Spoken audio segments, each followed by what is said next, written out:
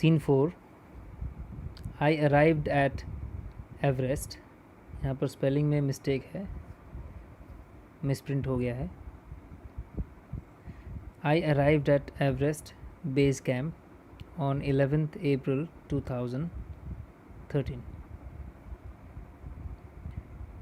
Near about 2 years had passed since was thrown out of moving train। मतलब training इन्होंने 2012 में start की और अब ये 11th April 2013 को एवरेस्ट के बेस कैंप पर पहुंची, तो तब तक लगभग 2 साल हो चुके थे। मतलब इनकी ट्रेन एक्सीडेंट के 2 साल हो चुके थे तब तक। At the camp nobody seem to know that I had an artificial leg. Camp पर ऐसा लग रहा था कि किसी को नहीं पता। नो बडी सीम्ड का मतलब ऐसा लग रहा था या तो ऐसा लगा कि किसी को भी नहीं पता कि अरुणिमा सिन्हा को आर्टिफिशियल लेग लगाया गया है। वन डे वाइल रिटर्निंग, एक बार वापस जब ये लोग आ रहे थे, my left leg got wet with snow.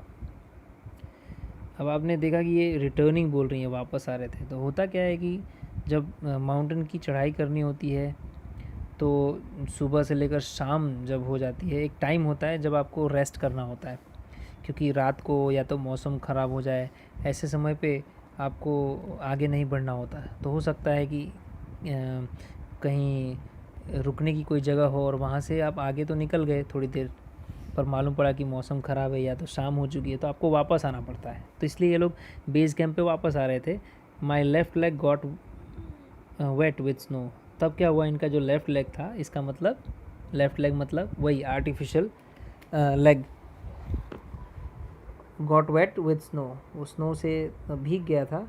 Because I had slipped a couple of times on the slippery surface.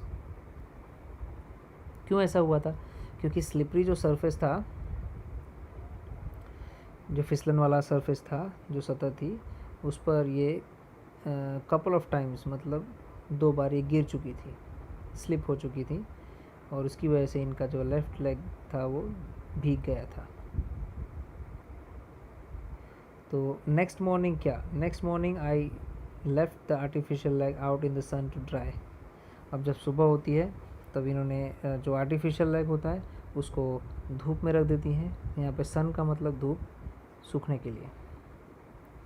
Eight that time some foreigners realise that I had only one leg after that my TRP soared. अब उसी समय, eight that time, उसी समय foreigners को, विदेशियों को पता चला कि मेरा तो आर्टिफिशियल लेग है, और तभी मेरी जो TRP है वो सोर हो जाती है। सोर का मतलब होता है बढ़ जाना, एक ही बार में बढ़ जाना। तो TRP का मतलब है टेलीविज़न रेटिंग पॉइंट। इसका मतलब ये बहुत ही कम समय में मशहूर हो जाती हैं, फेमस हो जाती हैं। इन माई फाइनल एक्सपीडिशन, जो अंतिम इनकी यात्रा थी, टू सागर माथा, कोई माउंटेन का नाम है जिसको कहते हैं head of the sea English में, the local name for the peak of Everest. Everest का जो सबसे ऊंची उसकी जो चोटी है उसको बोला जाता है सागर माथा। नीमा कांचा वॉज माई माउंटेन गाइड। नीमा कांचा नाम का व्यक्ति था जो इनका माउंटेन गाइड था। And he was a nice and helpful Nepalese. वो नेपाल का था और बहुत ही अच्छा और हेल्पफुल था वो। Nepalese man who used to scold me at times. और वो इनको एट टाइम्स का मतलब समय समय पर इनको वो डांटा करता था। व्हेन अपसेट, जब ये अपसेट हो जाती थी। The last trek to peak of Everest began. अब क्या हुआ, अंतिम जो ट्रैक था, अंतिम जो रास्ता था पीक ऑफ एवरेस्ट के लिए, और वो शुरू हुआ। It was a very dangerous narrow path. बहुत ही ख़तरनाक और पतला सा रास्ता था। आई स्लिप्ड एंड फेल वंस। एक बार तो मैं फिसल कर गिर भी गई। Even my oxygen was running out. अब क्या होता है कि माउंटेनियर्स जो होते हैं, जितने ऊंचे स्थान पर जाएंगे ऑक्सीजन की कमी होती है वहाँ, इसलिए ये ऑक्सीजन का सिलेंडर लेके जाते हैं। तो ये कह रही है कि मेरा ऑक्सीजन भी रनिंग आउट हो रहा था। रन आउट करना होना मतलब ख़त्म हो रहा था। I was struggling with my paining leg, मेरे पैर में दर्द हो रहा था, उससे मैं जूझ रही थी, उससे मैं संघर्ष कर रही थी।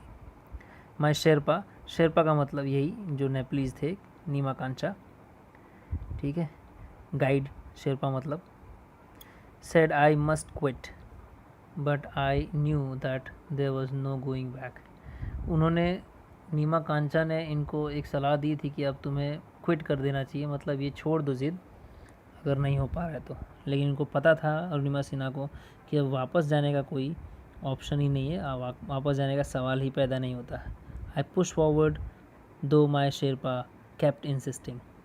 मैं आगे बढ़ती रही। पुश्ड फॉरवर्ड का मतलब कि मतलब भले चलने में मुश्किल या कठिनाई हो रही थी तो भी कैसे तैसे वो आगे बढ़ ही रही थी, अपने आप को एक तरह से धक्का भी दे रही थी।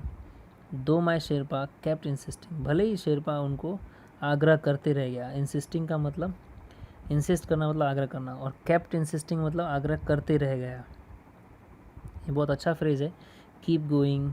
देखो कीप का दूसरा फॉर्म होता है केप्ट, तो kept insisting, kept going, kept playing, kept laughing, इसके इन सब के मतलब कैसे हो सकते हैं। केप्ट इंसिस्टिंग मतलब आग्रह रखा, आग्रह किया या आग्रह करते रहा। केप्ट लाफिंग हंसते रहा, केप्ट गोइंग जाते रहा, केप्ट वॉकिंग चलते रहा। इस तरह से आप ये सब इंग्लिश के फ्रेजेस यूज़ कर सकते हैं। दैट आई शुड रिटर्न, वो क्या आग्रह करते रहा कि मुझे वापस चले जाना चाहिए। तब अरुणिमा ने क्या कहा, I have enough oxygen to reach the summit and hoist the country's flag. उन्होंने कहा कि मेरे पास पर्याप्त मात्रा में ऑक्सीजन है कि मैं समिट पहुंच जाऊं और हॉइस्ट करूं। हॉइस्ट का मतलब होता है फहराना, अपने देश का झंडा मैं फहराऊं, इतना तो ऑक्सीजन है समिट पर जाकर मैं देश का झंडा फहरा सकूं। व्हाट हैपन्स आफ्टरवर्ड, उसके बाद क्या होता है, डजंट मैटर एनी मोर। कह रही है कि उसके बाद भले कुछ भी हो, भले मैं मर जाऊँ या कुछ भी हो, ये मुझे मैटर नहीं करता है, बस मुझे यही करना है। I told Neema Kancha firmly, मैंने दृढ़ता से बोल दिया कि भाई मैं तो जाने ही वाली हूँ, कैसे भी जाऊँगी और एवरेस्ट चढ़ के ही रहूँगी। Remember none can defeat you until you concede. ये बहुत ही खूबसूरत और बहुत ही मोटिवेशनल लाइन है जो मुझे बहुत अच्छी लगती है। ये क्या कह रही हैं कि याद रखना, नन कैन डिफीट यू, कोई भी आपको नहीं हरा सकता, अनटिल यू कंसीड, जब तक आप कंसीड ना करो, मतलब आप खुद हार ना मान लो, तब तक आपको कोई नहीं हरा सकता। Yes, occasional failures will test you but keep trying. ये कह रही है कि हाँ, कभी कभी, ओकेजनल का मतलब कभी कभी, फेलियर्स यानी असफलताएं आपका टेस्ट लेंगी, आपकी परीक्षा लेंगी, लेकिन आप प्रयास करते रहिए। देखो यहाँ पे फिर से कीप आया, केप्ट, कीप, इस तरह से। अब कीप ट्राइंग लिखा है तो प्रयास करते रहिए, कीप लाफिंग हंसते रहिए, कीप गोइंग जाते रहिए, कीप वॉकिंग चलते रहिए। इस तरह से आप यूज़ कर सकते हैं। Some doors of opportunity will certainly open. इन्होंने क्या कहा पहले, कभी हार मत मानो, कभी कभी असफलताएं मिलेंगी, लेकिन आप ट्राई करते रहो। Some doors of opportunity will certainly open, तो जब आप ट्राई करते रहेंगे तो कुछ अवसर के दरवाजे ज़रूर खुलेंगे। अपॉर्चुनिटी मतलब तक, अवसर। Then I could see him following me even as I continue to drag myself to the top. फिर क्या कह रही है Arunima, I could see him, then I could see him following me, मैंने देखा कि वो मेरे पीछे पीछे आ रहे हैं। Even as I continue to drag myself to the top, इन्होंने अपने आप को ड्रैग करना चालू रखा। ड्रैग करना मतलब अपने आप को घसीटते हुए ले गई टॉप तक, चल भी नहीं पा रही थी। The drag walk drag continued till it finally happened. Drag walk drag का मतलब थोड़ी देर वो अपने आप को ड्रैग करती, थोड़ी देर वो चलती, फिर थक जाती तो ड्रैग करती, घसीटते हुए अपने आप को आगे की तरफ ले जाती, और ये चलते रहा। कब तक, टिल इट फाइनली हैपेंड, जब तक वो सच में नहीं हो गया। क्या सच में नहीं हो गया, जो वो चाहती थी, यानी कि वो वहाँ पहुँच गई। The top is a small 20x20 ice table, मतलब 20x20 फुट का आइस टेबल जैसा लगता है वो जो माउंटेन का टॉप है। आई सॉ सेवरल फ्लैग्स, वहाँ पर कई अनेकों फ्लैग्स मैंने देखे of various countries fluttering proudly,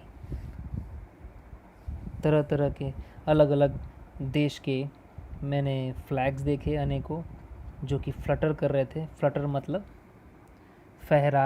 लहरा रहे थे, प्राउडली, गर्व से वो लहरा रहे थे। I had lived this moment so many times in my mind that I did not have to be told that finally I had arrived. मैंने इस मोमेंट को अपने मन में कई बार जी लिया, मतलब उसको ऐसा कर दिया कि एक अविस्मरणीय घटना बन गई मेरे लिए। अब इस मोमेंट को मैंने इतनी बार जिया कि किसी और को कहने की ज़रूरत नहीं थी कि मैं पहुंच गई, मुझे पता चल गया कि हाँ ये वही जगह है। एट 10:55 AM, मतलब 11 बजने में 5 मिनट जब बाकी था सुबह के time, on 21 May 2013 I was on the top of the world. इस समय वो टॉप ऑफ द वर्ल्ड पे थी। माउंट एवरेस्ट दुनिया का सबसे ऊंचा शिखर है, और ये जिस तारीख को पहुंचती है वो है 21 मई 2013।